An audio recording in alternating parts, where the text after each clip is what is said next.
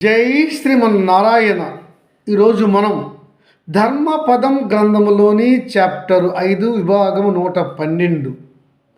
ఈ విభాగములో మనం పరతత్వం, సాంఖ్యయోగం, మోక్షం అనే విషయాల గురించి యాజ్ఞవల్క్య మహర్షి చెబుతున్నాడు. జనక మహారాజుకు విందాం. ధర్మరాజా, యాజ్ఞవల్క్య ఉవాచ అయినటువంటి పరతత్వం గురించి నీకు చెప్తాను, జాగ్రత్తగా విను. ఇది పరమ ఉత్తమ జ్ఞానం. యాజ్ఞవల్క్యుడు జనక మహారాజుకు చెబుతూ, జనక మహారాజా, నేను పూర్వము సూర్యదేవుడిని ఉపాసించాను, తీవ్ర తపస్సు చేశాను. చేయగా నా తపస్సుకు మెచ్చుకున్న ఆ సూర్య భగవానుడు నాకు ప్రత్యక్షమై, యాజ్ఞవల్క్య మహర్షి, నీకు ఏమి కావాలి అని అడిగాడు. అప్పుడు నేను ఆ ప్రభువును నమస్కరించి ప్రార్థించి, సూర్యదేవ, నాకు యజుర్వేద లబ్ధిని ప్రసాదించండి అని అడిగాను. అప్పుడు సంతసించిన ఆ సూర్యభగవానుడు, యాజ్ఞవల్క్య మహర్షి, నీ నోటుని బాగుగా తెరచి ఉంచుము. నేను మాత సరస్వతిని ప్రార్థించి నీకు ఆవాహన చేసి నీకు ఆ యజుర్వేద లబ్ధిని ప్రసాదింపచేస్తాను అని అన్నాడు. నేను అలాగేనని నా నోటిని బాగుగా తెరచి ఉంచాను. అప్పుడు సరస్వతీమాత నా నోటి గుండా ప్రవేశించి నన్ను ఆవహించింది. అప్పుడు నా శరీరము భగభగ మంటలతో రేగిపోయింది. అప్పుడు నేను చాలా వేడిని పొందాను. ఆ మంటలను నేను తట్టుకోలేకపోయాను. అప్పుడు సూర్యభగవానుడు, ఓ ఋషివర్య, కొంచెము తట్టుకొనుము, నీకు సరస్వతీమాత తగిన జ్ఞానాన్ని ఇస్తుంది అని అనగా, అప్పుడు నేను సాహసించి తట్టుకోగా కొంతసేపటికి నాలోని వేడిని చల్లారింది. కొంతసేపటికి సూర్యభగవానుడు నాతో మాట్లాడుతూ, యాజ్ఞవల్క్య మహర్షి, నీవు కోరినటువంటి తత్వములు అనగా యజుర్వేద లబ్ధి, సాంఖ్యయోగ తత్వము, వేద విద్య నీకు సంప్రాప్తమవుతాయి. సరస్వతీమాత నీకు ప్రసాదిస్తుంది. నీవు నిశ్చింతగా ఇంటికి వెళ్ళుము అని చెప్పారు నాకు సూర్యభగవానుడు.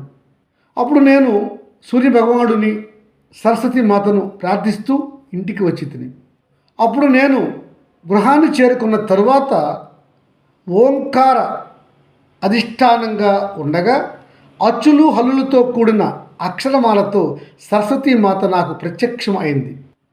ఆ తల్లి చేతిలో అమృతభాండము ఉన్నది. ఆమె చేతిలో ఇంకా 15 శాఖల యజుర్వేదము ఉన్నది. దానిని ఆ తల్లి నాకు ఆ 15 శాఖల యజుర్వేదాన్ని ప్రసాదించింది. అందువల్ల నేను ఈ వేద విద్యను, సాంఖ్యయోగాన్ని మాత సరస్వతి వల్ల తెలుసుకోగలిగాను.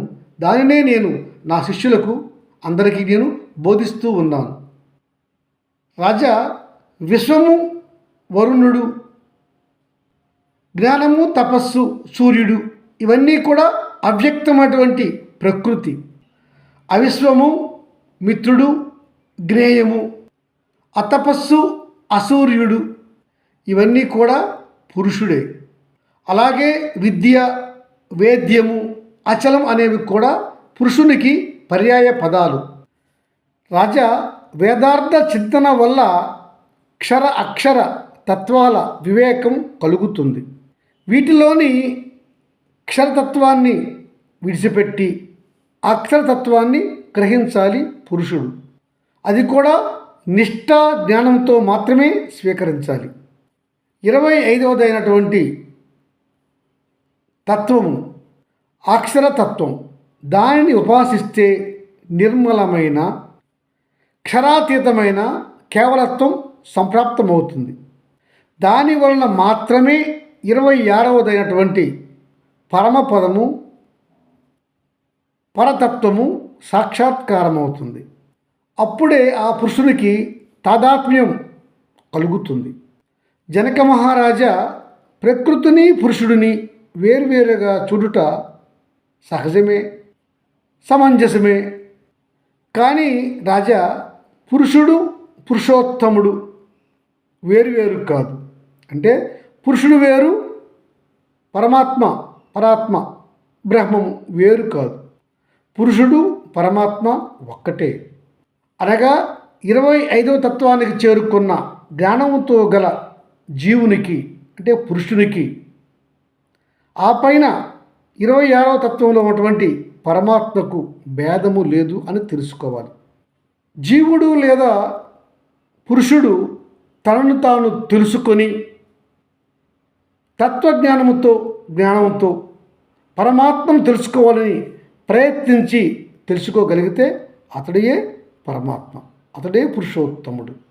అట్టి జీవాత్మయే పరమాత్మగా మారును. ప్రకృతి సాంగత్యం వలన మాత్రమే పురుషుడు అనేకత్వాన్ని పొందుతాడు. అప్పుడు అతడు జనన మరణ చక్రములో పరిభ్రమిస్తూ ఉంటాడు. ప్రకృతినే చూస్తూ ఉన్నటువంటి పురుషుడు పరమాత్మను చేరుకోలేడు, పరమాత్మను దర్శించనూ లేడు. అయితే పరమాత్మ మాత్రము ఈ పురుషుడిని ప్రకృతిని ఇద్దరిని చూస్తూనే ఉంటాడు, గమనిస్తూనే ఉంటాడు. కనుక పురుషుడు పరమాత్మను దర్శించే విధము చెప్తాను విను. పురుషుడికి ప్రకృతితో స్నేహము తప్పవు. అవన్నీ కూడా అతనికి ప్రకృతిపై వ్యామోహాన్ని కలిగిస్తాయి. అందువల్ల ఆ పురుషుడు తత్వజ్ఞానం లేకపోవడం వల్ల కాలహరణం చేసుకుంటూ ఉంటాడు. అప్పుడు ఆ పురుషుడు ప్రకృతితో సంబంధం ఉండటం వల్ల కోరికలతో, అహంకారముతో, లోభముతో ఉంటాడు, ఆ ప్రకృతిలోనే ఉంటాడు. అప్పుడు ఆ జీవాత్మ అనుకుంటాడు నేనే ప్రకృతిని అని. ఇట్టి ఈ వ్యామోహము పురుషునికి ఉన్నంత వరకు అతడికి పరమాత్మ దర్శనము జరగదు. అతడు 25వ తత్వంగా మారలేడు, 26వ తత్వాన్ని చూడలేడు, చేరుకోలేడు. ఎప్పుడైతే పురుషుడు లేదా జీవాత్మ తనను తాను తెలుసుకొని ప్రకృతిని విడిచి తాను ప్రకృతికి భిన్నుడిగా ఉన్నాను అని తెలుసుకొని దృఢ వివేకంతో తత్వజ్ఞానముతో ఉంటే అప్పుడు ఆ పురుషుడు తప్పక నిస్సంగుడై ఉంటాడు. నిస్సంగుడైన ఆ జీవుడు తప్పక పరమాత్మను దర్శించగలుగుతాడు. జనన మరణ భయాలు ఉన్నటువంటి ఆ తత్వజ్ఞానులు సాంఖ్యయోగాన్ని ఆశ్రయిస్తే వాళ్ళు ఉత్తమ యతీశ్వరులు అవుతారు. అప్పుడు వారు నిర్మలత్వ స్థితితో పరమాత్మ సాన్నిధ్యాన్ని సుస్థిరంగా శాశ్వతంగా చేరుకుంటారు. అట్టి ఆ పరతత్వం అంటేనే బ్రహ్మపదము అంటేనే మోక్షము అంటేనే జనన మరణ చక్రములో పరిభ్రమించని స్థితి. దానినే అద్వితీయమైన పరమపదస్థానము అని అంటారు తత్వజ్ఞులు. రాజా, తత్వజ్ఞానము అంటే పరమాత్మ మరియు ఆత్మలను ఏకీభావం చేసే స్థితి. అంటే జీవాత్మ పరమాత్మల ఏకత్వ స్థితి, ఏకత్వ మహిమ. ఈ జ్ఞానాన్ని తెలియజేయడమే పరతత్వ జ్ఞానము అని అంటారు. ఇట్టి విజ్ఞానము అనేది పరతత్వ జ్ఞానముగా భావించాలి. అయితే మహారాజా, చిత్తశాంతి, చిత్తశుద్ధి, తత్వజ్ఞానము గురించి తెలుసుకోవాలనే అభిలాష, నిష్ట లేనివానికి ఈ తత్వజ్ఞానము అలవడదు, అతనికి శాంతి లభించదు. అలాంటప్పుడు అతనికి పరమానందము ఎన్నటికీ లభించదు. ఎందుకంటే అతనికి తత్వజ్ఞానము తెలుసుకోవాలనే కాంక్ష కూడా లేదు, నిష్ట లేదు. ఎవరైతే తాను వేరు, ప్రకృతి వేరు, ప్రకృతి నుంచి తాను విడివడి తత్వజ్ఞానముతో 24 తత్వాలను తెలుసుకొని 25వ తత్వాన్ని పొందితే అతడు ఉత్తమ పురుషుడవుతాడు. అతడే 26వ తత్వమైన పరమపదాన్ని చేరుకోగలుగుతాడు. దానికి తత్వజ్ఞానము కావాలి, దానికి నిష్ట కావాలి, దృఢ పరిశ్రమ కావాలి. ఇలా తత్వజ్ఞానముతో 26వ తత్వమైనటువంటి పరమపదాన్ని చేరుకున్నటయే మోక్షము, శాశ్వత మార్గము అని తెలుసుకోవాలి. ఇట్టి ఈ మోక్షము జ్ఞానము, వేద జ్ఞానము, తత్వజ్ఞానము వల్ల మాత్రమే తెలుసుకోవాలని సాంఖ్యులు భావిస్తారు. ఇదియే వాస్తవము కూడా అని యాజ్ఞవల్క్య మహర్షి బోధించాడు జనక చక్రవర్తికి అని చెప్పాడు ధర్మరాజుకు భీష్మ పండితుల వారు. ఈ విషయాన్ని జనమేజయ మహారాజుకు చెప్పారు అతని యొక్క గురువు ఋషి అయిన వైశంపాయన మహర్షి. ఇలా వైశంపాయనులు చెప్పగా ఈ రాజు మరలా అడుగుతున్నాడు గృహస్థు ధర్మం ఏమిటి అని. అది చెప్తున్నారు భీష్ముల వారు. జై శ్రీమన్నారాయణ.